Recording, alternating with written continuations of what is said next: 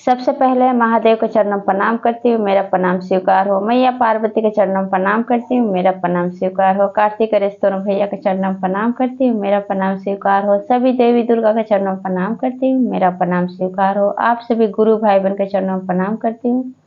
महादेव से दया मांगती हूँ, हे महादेव जितने मेरे गुरु भाई बहन हैं सब पे दया कीजिए, पल पल दया कीजिए। आज मैं जो कथा आप लोगों को सुनाने जा रही हूँ कि एक गरीब आदमी के रिक्शे में बैठे महादेव। कथा बहुत सुंदर है, शुरू से अंत तक सुनिएगा। कथा अच्छा लगे तो वीडियो को लाइक कीजिए। अगर आप लोग नए हैं मेरे चैनल पे तो चैनल को सब्सक्राइब कीजिए, घंटे के निशान को जरूर प्रेस कीजिए ताकि कोई भी कथा डाले आप लोग पास आसानी से पहुंच जाए, रोज महादेव का नए नए चर्चा सुन सके। दोस्तों में रिश्तेदारों में शेयर कीजिए, कमेंट बॉक्स में हर हर महादेव जरूर लिखिए। भगवान का नाम बोलने से, लिखने से, सुनने से सारी कष्ट सारी परेशानियां दूर होती है। और गुरु भाई बहन आप लोग के साथ से, आप लोग के सपोर्ट से महादेव का चर्चा और शिव शिष्य तक पहुंचे तो वीडियो को ज्यादा से ज्यादा लाइक कीजिए और शेयर कीजिए और पूरा देखा कीजिए। चलिए ज्यादा बात नहीं करते हुए कथा शुरू करती हूँ। एक गांव में मीना और उसका पति सुमन दोनों रहते थे। मीना और सुमन दोनों महादेव के सच्चे भक्त थे, पूजा आराधना नित्य प्रतिदिन करते थे। सुमन जो था वो बहुत गरीब था। मीना का पति का नाम सुमन था। वो रिक्शा चलाता था और अपना पत्नी का पालन पोषण करता था। इस तरह से उसका समय बीत रहा था। जो सुमन का रिक्शा था वो काफी पुराना हो गया था। पूरा पूरा दिन बीत जाता था, 2 ही 4 सवारी मिलता था, कभी कभी वो भी नहीं मिलता था। इस तरह से उसका समय बीत रहा था। एक दिन की बात है कि जो सुमन का रिक्शा काफी पुराना हो गया था, पूरा दिन बीत गया, उसको कोई सवारी नहीं मिला। तब दूसरा रिक्शा वाला था चिंटू, वो कहता है कि सुमन तुम महादेव के सच्चे भक्त हो, एक ना एक दिन महादेव तुम्हारी गरीबी जरूर दूर करेंगे, तुम्हारी गरीबी जरूर ठीक हो जाएगा। तब सुमन कहता है चिंटू से कि हाँ भाई तुम सही बोल रहे हो। फिर उस दिन क्या होता है गुरु भाई बहन, उस दिन उसको 2 ही सवारी मिलता है।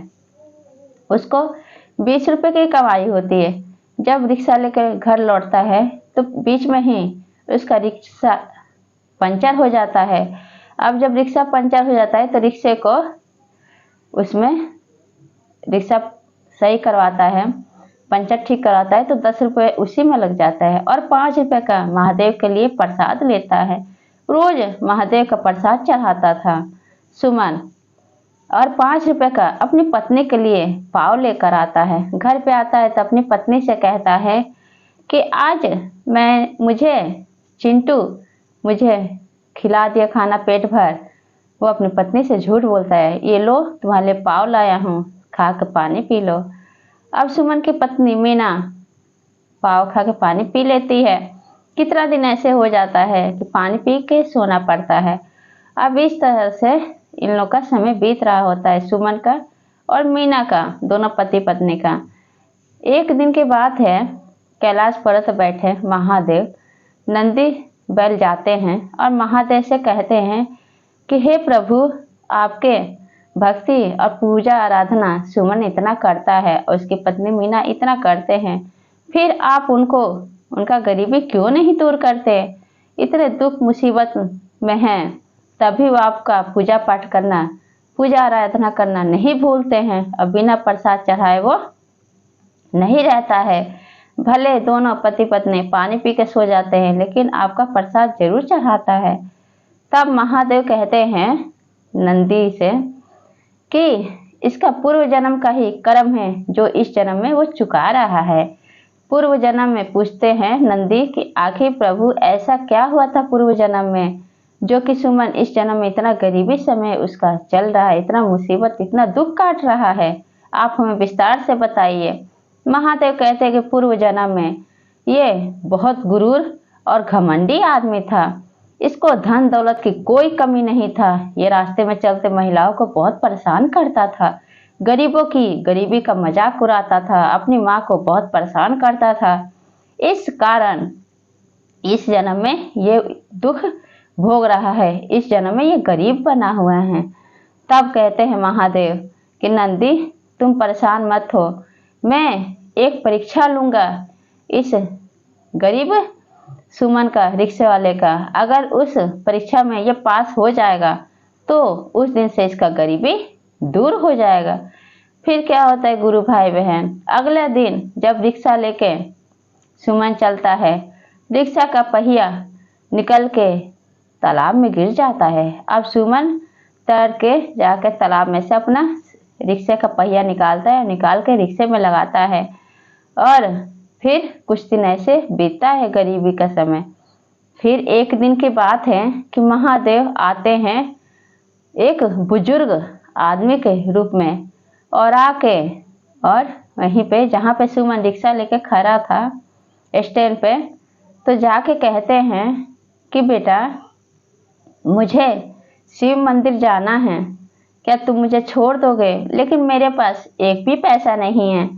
तब सुमन कहता है वो बूढ़े बाबा से कि कोई बात नहीं, आपके पास पैसा नहीं है तो आपको छोड़ना मेरा कर्तव्य है, बड़े बुजुर्ग का सेवा करना मेरा कर्तव्य है। कहता है कि बाबा आप मेरी रिक्शा में बैठ जाइए, पैसा नहीं है तो कोई बात नहीं, लेकिन मैं आपको ऐसे ही छोड़ दूंगा।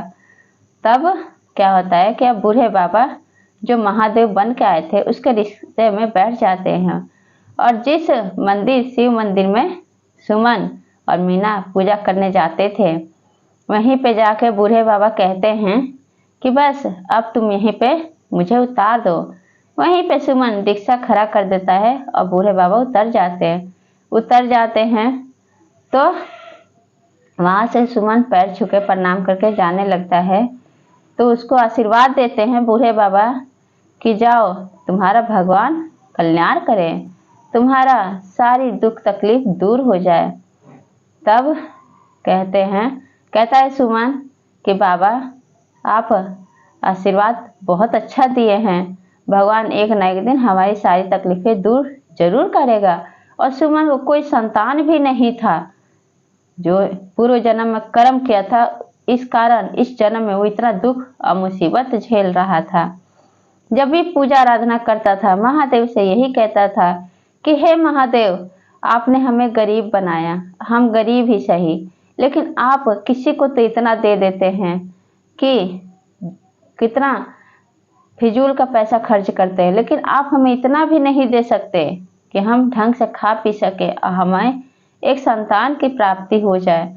महादेव ऐसा हमेशा करता था और कहता था, दोनों पति पत्नी जब भी पूजा आराधना करते थे यही मन में लालसा लिए कहते थे।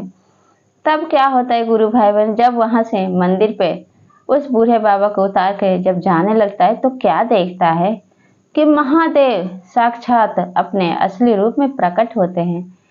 जब सुमन रिक्शे वाला जब देखता है कि वो बूढ़े बाबा कोई और नहीं स्वयं महादेव थे, तुरंत पैर में गिर जाता है और कहता है कि बाबा आप ही थे, मैं तो आपको पहचान ही नहीं पाया। तब महादेव कहते हैं कि सुमन तुम अपने भक्ति में तुम पास हो गए, आज से तुम्हारी सारी दुख सारी परेशानी सारी गरीबी दूर हो जाएगी।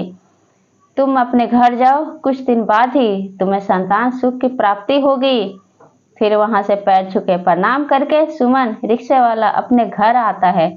घर पे आके क्या देखता है कि जो उसका झोपड़ी था वो महल बन जाता है, और कुछ ही दिन के बाद देखता है कि उसको एक लड़का और लड़की होता है, और हंसी खुशी से सुमन और उसकी पत्नी मीना अपने दोनों बच्चों के साथ पूजा आराधना करना नहीं छोड़ते हैं महादेव का, और हंसी खुशी से रहने लगते हैं। अब वह सुमन जो था रिक्शे वाला अब इतना अमीर हो जाता है कि महादेव के दया कृपा उस पर इतना बरसता है कि उसके घर में सब कुछ भरा रहता है, धन दौलत और संतान का सुख सब कुछ। लेकिन सुमन अपना कर्म नहीं भूलता है, महादेव को नित्य प्रतिदिन पूजा आराधना करता है और प्रसाद भी रोज नित्य प्रतिदिन चढ़ाता भी है। गरीब था तब भी चढ़ाता था, अमीर हो गया तब भी चढ़ाता था। फिर वो नए नए रिक्शा खरीदता, बेचता, काफी पैसे कमाता, और उसकी सारी दुख सारी गरीबी महादेव दूर कर दिए। इस वजह से कहते हैं गुरु भाई बहन कि कभी भगवान का, भोलेनाथ का अगर आप पूजा करते हैं सच्ची मन से, सच्ची भक्ति से, वो गरीबी हो चाहे अमीरी हो, हर समय एक जैसा रहते हैं भगवान के साथ, भक्ति करते हैं तो भगवान आप पे अपना दया कृपा जरूर बनाते हैं। तो ये कथा आप लोग कैसा लगा कमेंट बॉक्स में जरूर बताइए। सब बोलिए हर हर महादेव, माता पार्वती की जय।